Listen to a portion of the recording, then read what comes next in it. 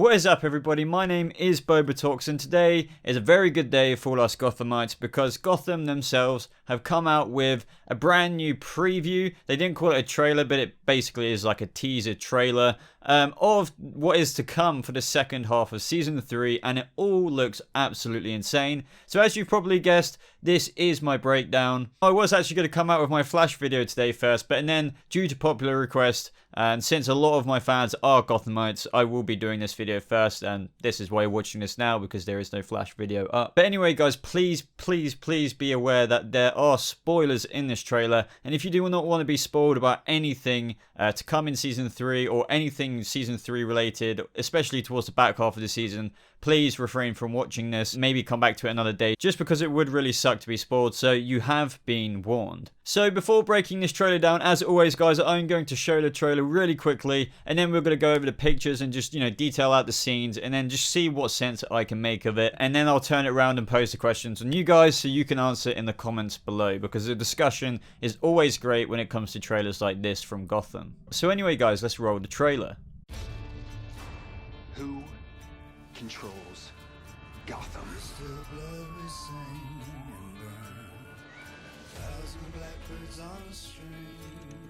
Guilty.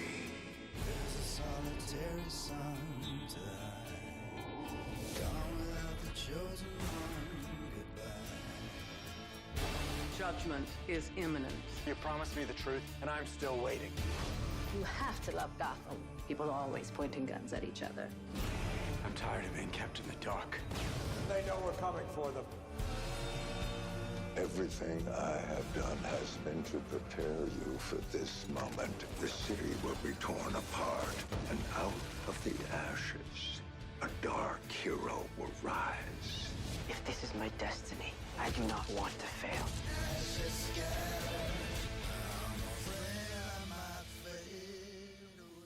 So let me just say this, guys, this trailer was amazingly put together. They really do have a talented video editor putting these trailers together. If you guys don't know who put these trailers together, his name is Bart Montgomery. I'll put his Twitter link in the description. Show him some love, because he is the one who mainly puts all of these previews for the next episode, especially like teasers like this that come out in between breaks and whatnot. And they're really incredible, and they're really just fantastic at hyping up the audience and making us think various things, or speculate. And that is exactly what all of us love about these Gotham trailers in general. They definitely hype us, they definitely make us speculate, because that's what this whole breakdown is about. And yeah, I just thought I would mention that because there is somebody behind making these trailers. They don't just spawn out of thin air. Somebody goes through the effort of making these clips and making sure they get put together really nicely. So yep, I'll put Bart's Twitter link in the description below. Go and say hi to him, follow him on Twitter, and that way you can probably stay a bit more up to date whenever this preview clips or whatever come out in the future. So at the beginning of this trailer, guys, we see Jim. I would talk about that part of Barbara, but I'll save that bit for later. But we see Jim arriving at this cemetery, and I believe he is standing over his father's grave. I mean, it makes sense. It's the only one who he would really go there for. I mean, I doubt he would,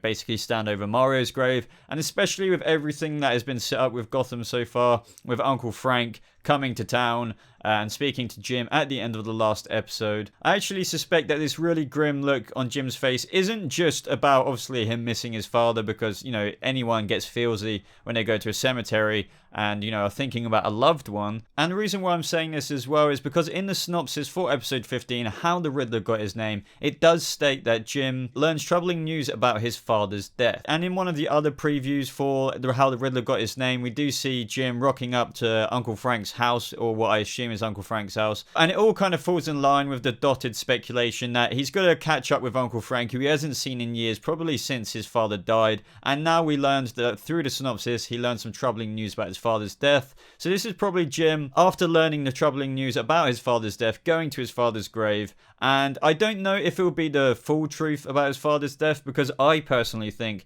that Jim's father somehow knew about his brother Frank being connected with the Court of Owls, and that is how he died off. And so whether Jim learns the truth, the full truth at this episode, who knows? But either way, he's at this funeral because he wants to visit his father's grave after the troubling news that he's learned. But we also hear Nigma saying, as a voiceover as well as a bit of the video clip, saying, "Who controls Gotham. Now, I don't think he's saying it in a direct way of like, you know, look at me, who controls Gotham kind of thing. And I definitely don't think he's necessarily talking about himself. It looks like he is in the Sirens bar and he's probably talking to Barbara, so maybe he is just sort of egging on the motivation for Barbara to take over, as we do know full well that Barbara is going to rise as basically calling herself Barbara Queen and just overall wanting to take control and become an all-knowing person of the city. But I'll get onto Barbara a little bit later. And now, guys, I absolutely love this shot with Selina falling out the window in a very Batman Returns Michelle Catwoman kind of way. And you guys will know what I mean if you've seen Batman Returns with Michelle's Catwoman. But this is such good tribute. This is one of the many things I love Gotham for.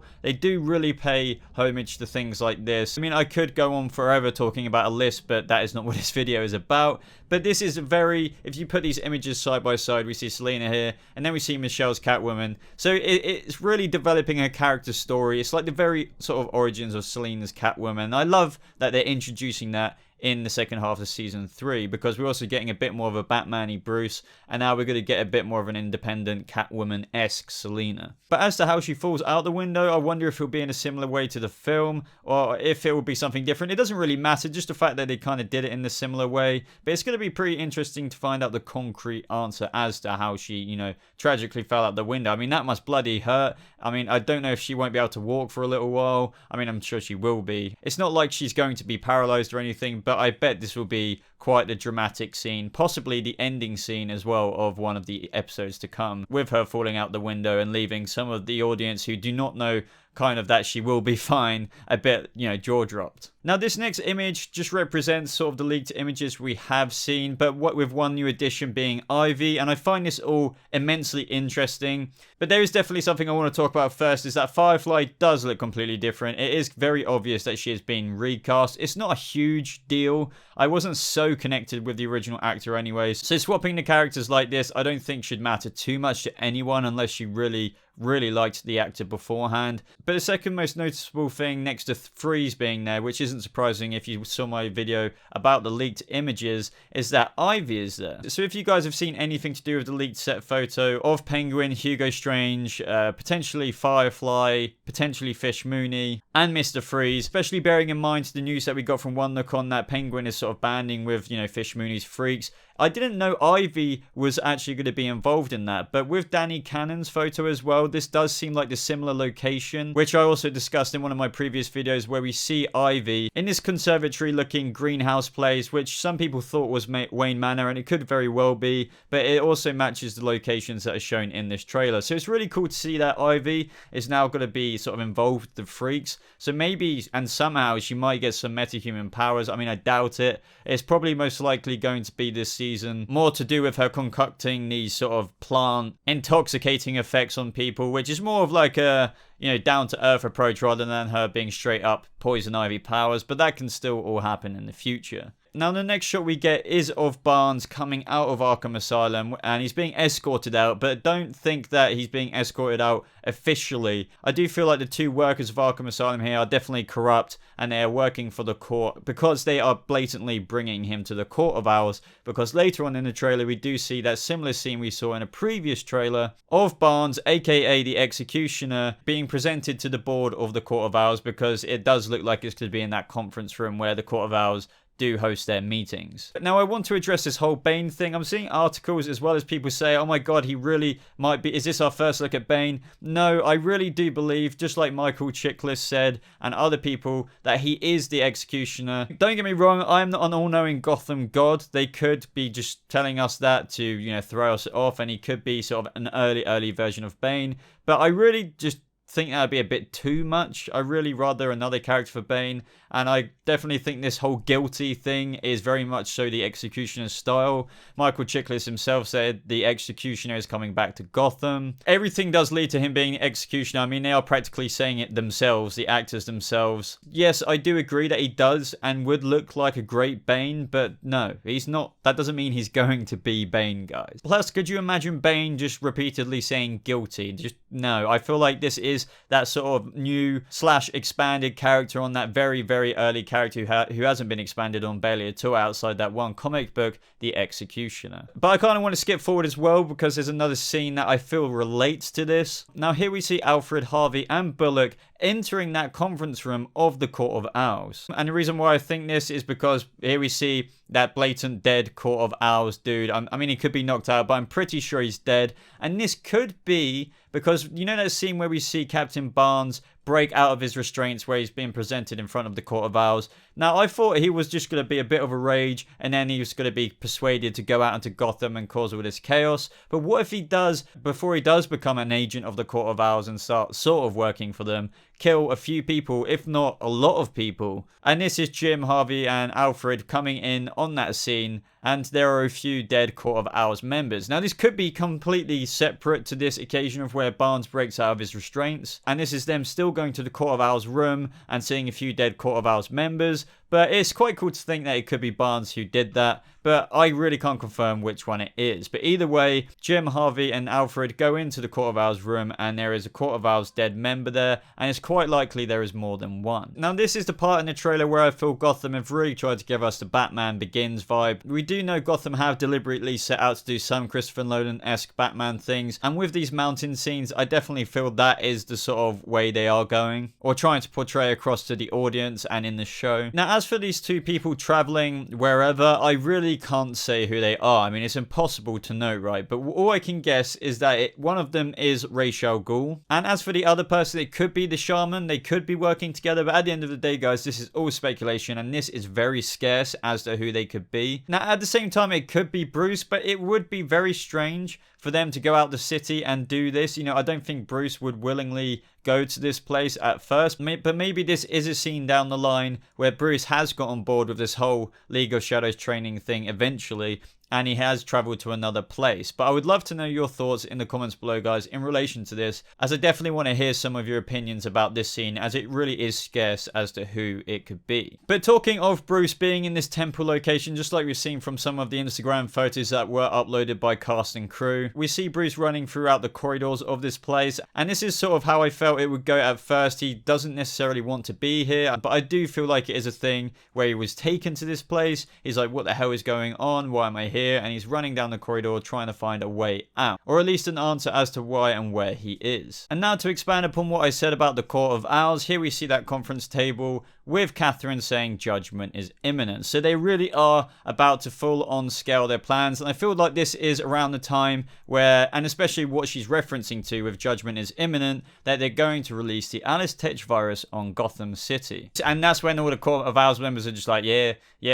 So yeah, the court are just up to no good, and that is very expected in the second half of season 3. And here we get a little glimpse of Hugo, and I'm sure this is him with the freaks, or at least with Fish Mooney. So it's going to be really great for Hugo to come back into the fold with Fish. But this is where we hear Jim say, you promised me the truth, but I'm still waiting. Now, this could be in reference to his father, but it could be, you know, a few episodes down the line where he's kind of learned that Frank potentially is a bit dodgy and is actually working for the Court of Owls, or is at least suspecting that there is more going on. And that is where Jim is referencing, saying, you know, you promised me the truth and I'm still waiting, because Jim, you know, he's not stupid. He's a detective. He's brilliant. He's, you know, one day Commissioner Gordon. So he knows when something is up. And this is probably when he is confronting Frank Gordon. And now, guys, this is where something really, really spicy goes down in the trailer. And we see, and it's kind of made me feel really sad and feelsy at the same time. And that is when we see Lee basically standing up to innocent old Harvey. You know, basically Harvey looking really shocked and sort of terrified,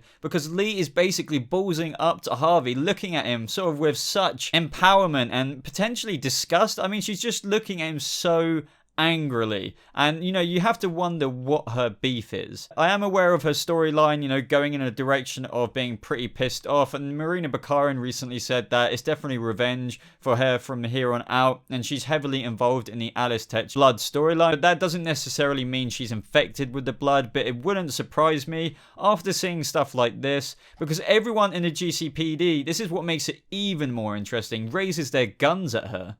Even Alfred. So it's like, what the hell does she do in that scene for Lee Thompkins to alert the whole GCPD to point bloody guns at her? I mean, that is very, very interesting and not the sweet, kind Lee Thompkins we've known from previous seasons. So guys, add that to the top of your list to add to the comments section a bit later. But this is where we get the introduction of Fish Mooney in the trailer with the voiceover over that Lee scene by saying, "You have to love Gotham, people are always pointing guns at each other." And that is where we see Ivy in the background, which gives me reference to that image of Ivy uploaded by executive producer Danny Cannon, and it definitely looks like it's in the same area or the same location. Now, as to who Fish is speaking to, honestly, it's hard to say, but I would have to say Nigma, just based off the very slight glimpse we get. Now, as to what Nigma wants to do with Fish, it could all tie into with this all-out war that is happening eventually in this season with Penguin and the Freaks, and maybe this is, you know, a part of the storyline where Nigma learns that Penguin is actually alive. And this is where we get another glimpse of Firefly. Yet again, she really does look like another actress. I definitely still dig the whole look though, so I'm sure she will still bring a lot to the show, especially with this whole villains freak lineup that she's involved in. But probably one of the other highest interesting scenes that caught me in this preview is seeing Alfred kind of lose it a bit and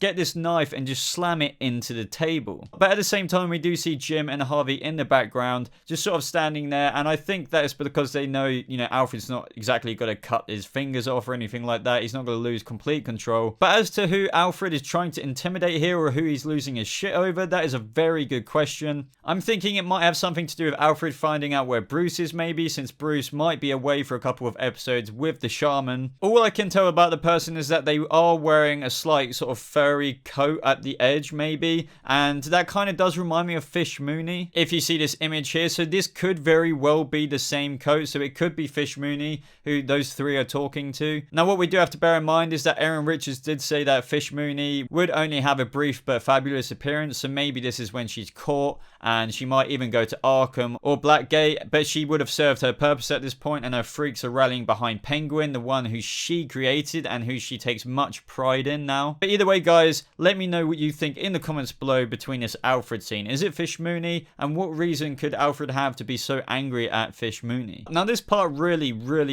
intrigued me. So I feel like whatever the shaman is doing to Bruce here definitely is medicinal. I mean, he is a shaman after all. The only thing I could compare it to is that medicine that, you know, Bruce sort of inhaled in Batman Begins. But in this, they're sort of going to use it to take Bruce on a weird high trip. So the shaman can help him understand and help him on his way to the sort of Batman hood he will be going on, because it does seem that this drug-induced trip will take him to the night of his parents' death, and the shaman's most likely going to help him make sense out of it and make him have a purpose out of it. And also in the scene before this, which I wanted to save for this part of the conversation, is it seems that the shaman and Bruce are in this sort of location where there's lots of dressed up people in suits, so maybe this takes him back to a time where the shaman shows him a part of Bruce's father's life or Bruce's parents' life that he needs to understand, since there may be more to learn there. But notice how the shaman does say, everything I have done has been to prepare you for this moment. Now I do know a lot of people have the theory that this Bruce actually isn't our Bruce, and I do think that is a very good theory, because what the shaman could be doing to the clone Bruce here is taking him on this drug trip potentially to show him about Bruce's origins as the family's death, and just kind of prepare this version of Bruce to learn all about Bruce's past and how to become the true Bruce Wayne. Now I'm not saying this is actually going to happen, but I definitely do give credit to that theory just because it does make sense in a way as well, especially as what we do know is that the shaman does have ill intentions. And from what Bruce is wearing here as well, it does seem what the clone Bruce was wearing in that fight scene where he's fighting off Butcher's cousins. So I don't know, these trailers are very sort of deceiving in which Bruce is which,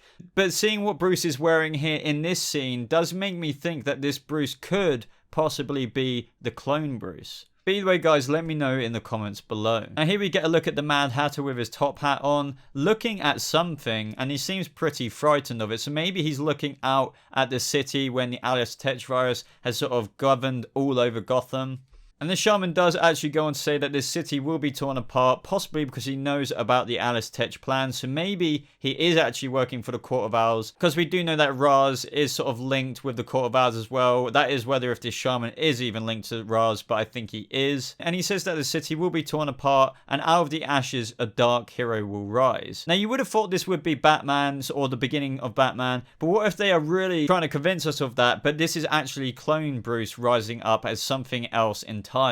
Now here we also see Nigma walking away from an explosion, and I'm pretty sure this will be something to do with what he gets up to and how the Riddler got his name. And now this scene with Jim is absolutely insane if you really take in what is going on. Now this is the GCPD, but what do we see? Everything is turned over and we see so many cops and detectives dead. Now what the hell could have happened here? I really am hoping it has nothing to do with that moment with Lee we saw earlier in the trailer. I'm thinking it is most likely and most probably something to do with the fact that the Alice Tetravirus does get released on Gotham City. So maybe we'll see something similar to what happened with Jerome, with how the city did go a bit crazy and the GCPD might get stormed. But lastly guys, we also see something pretty insane happen with Barbara, Tabby and the gang against what I believe is another Court of Owls Talon, but this one is just even more insane through deflecting bullets through what it seems like with his sword, and he's absolutely slaying everyone there. And you see this very concerned look on Tabby's face when she looks at Barbara, so potentially this could be some of the tension that we were teased with between those two. Or more likely it is just her thinking like, holy crap, we need to get out of here, as we do see Barbara and Tabby fire off a bullet from a gun there and start to run away. And the reason why I think that this is a Court of Owls Talon, just mainly because of the assassin bad arsery that is going on there. We do know that Barbara does also learn about the Court of Owls when she thought she was at the top of Gotham, and she really doesn't like knowing that there is a higher power than her out there, so she is going to try and overcome them, but she's probably going to be biting off way more than she can chew. But that is mainly the gist of this trailer, guys. It was absolutely insane. This is probably one of the longest videos I've done on Gotham, but just because there was so much to talk about in this trailer, so many scenes, a lot of fast cuts between scenes, so there was a lot to analyze in this video, and I hope you enjoyed it. What I want to encourage and see from everybody in the comments below, if you had any questions, even one that is, please post them in the comments below, or even if you have any answers or any theories as to what you think is going on in any of the scenes we saw in this trailer, please post about it in the comments below so we can all work together to figure out or speculate what is going on and what we think could be happening in the second half of Gotham Season 3.